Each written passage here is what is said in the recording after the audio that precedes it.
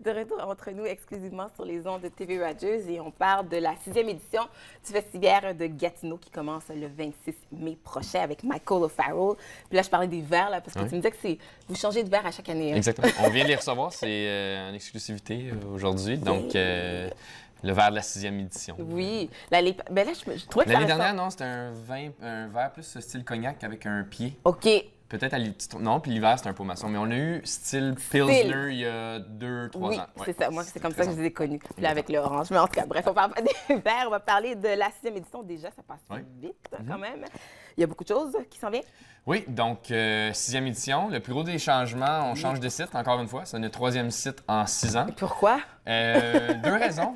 Donc, la première des raisons, c'est qu'il y a eu une annonce qui a été faite pour les mosaïcultures qui auront lieu à Gatineau en 2017, au Parc Jacques-Cartier.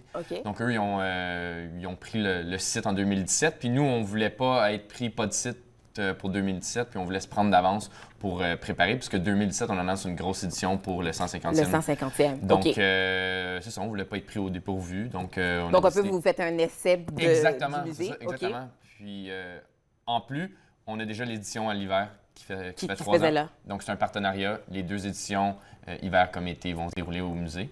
Puis, deuxième raison, mais on a un toit. Donc, en cas d'intempéries, on a la grande galerie qui va pouvoir accueillir une quantité limitée de personnes, mais quand même une bonne majorité des festivaliers si jamais Dame Nature n'est pas de notre côté. OK, donc c'est quand même dehors. Oui, donc à 80 c'est le même setup, si on veut, que les années dernières. Donc, scène qui donne d'eau au Parlement, la rivière. Toutes les kiosques vont être à l'extérieur, mais il y a quand même une dizaine de kiosques à l'intérieur, des bières exclusives, de la bouffe. Donc, un mix des deux. C'est bon, c'est excellent. Donc là, je disais qu'il y a beaucoup de conférences aussi dans tout ça. C'est pour faire découvrir justement le mariage, nourriture et bière. Parle-nous des conférences qu'on va pouvoir faire. Donc, c'est un festival de dégustation. Oui. On est là pour en apprendre plus. On est là pour déguster. On n'est pas là pour boire des pintes de bière. C'est la raison pour laquelle on a des lignes 4 onces. Donc, on sert... donc, les brasseries, ils servent en 4 onces. Des fois, on peut aller à 8 si on aime bien la bière. Mais ça permet de découvrir plus de bière. Puis pas juste d'en boire une. Donc, dans les conférences, notre biérologue Mario Dair offre des conférences pour tout ce qui est épousère, bière, fromage, aussi bière, chocolat. Chocolat, oui. On a des conférences pour les familles. Donc, c'est avec les enfants, maman, papa, avec les enfants. Ils donnent des conférences, puis c'est des épousailles avec...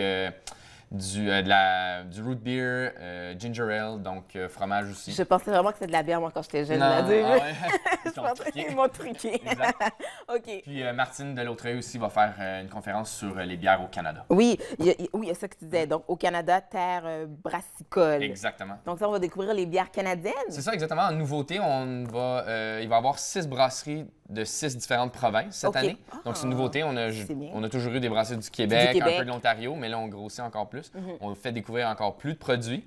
Donc, la Saskatchewan, la Colombie-Britannique, la Nouvelle-Écosse, Nouveau-Brunswick, l'Ontario vont être présentes cette année, en plus de 30 microbrasseries du Québec, comme à chaque année. Ouais. Parce que là, je crois aussi que tu avais eu ton festival, tu l'avais essayé au Nouveau-Brunswick. Non, à Ottawa puis Toronto. Toronto. Exactement, Toronto, l'hiver dernier. Super bien été. Ben, c'est ça. Succès. Fait que là, toi, ça grossit. Ça grossit, on est rendu à 5 éditions au courant de l'année. Donc, oui, ça grossit à chaque année. Puis là, il y a aussi des exposants aussi. J'ai vu qu'il y avait des cidreries. Oui, donc super populaire depuis l'été dernier, les cidreries.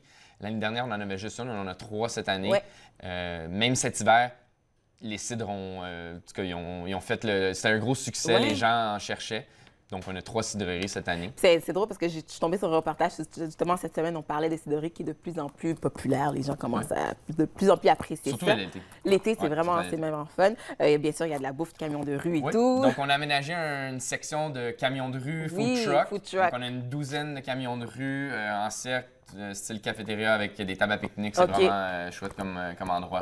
Donc, de la bouffe pour tout le monde, pulled pork, burger, frites, poutine. Tu me dis-moi pas ça, je suis comme en régime.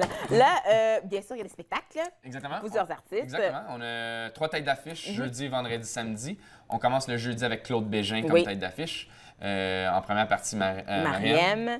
On a le vendredi Galaxy, première partie, Mackenzie Rhythm Section. Oui. Puis on finit le samedi avec Classified, première partie DCF. Donc, une bonne variété. Encore une programmation d'envergure. On est très fiers de notre programmation. Classified, qui est artiste hip-hop canadien. Exactement. Donc, super le fun. Il vient de faire une chanson là, pour les gens de Fort McMurray. Là, oui, hein? Oui, exactement. Il a fait une collaboration avec un autre artiste là, pour faire une levée de fonds. Ah, c'est génial. Ouais. Donc là, aujourd'hui, tu viens toujours avec une bière. Donc, c'est notre bière officielle. Oui.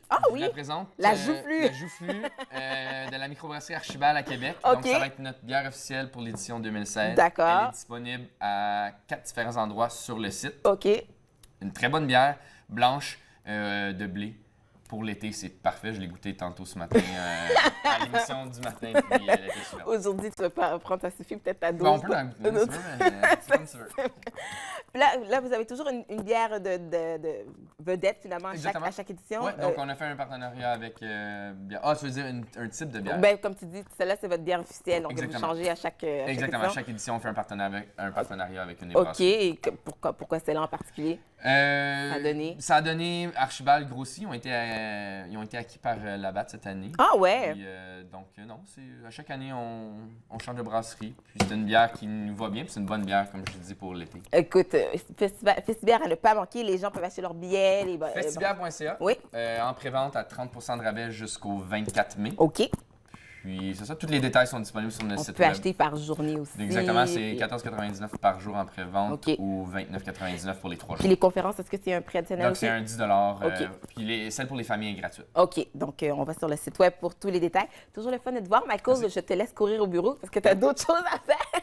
Donc, allez sur le site web festivièrepièce.ca pour les détails. On vous rappelle que c'est du 26 au 28 mai prochain au Musée canadien de l'Histoire. Nous, on fait une courte pause et ça se poursuit entre nous exclusivement sur les ondes de TV Rogers.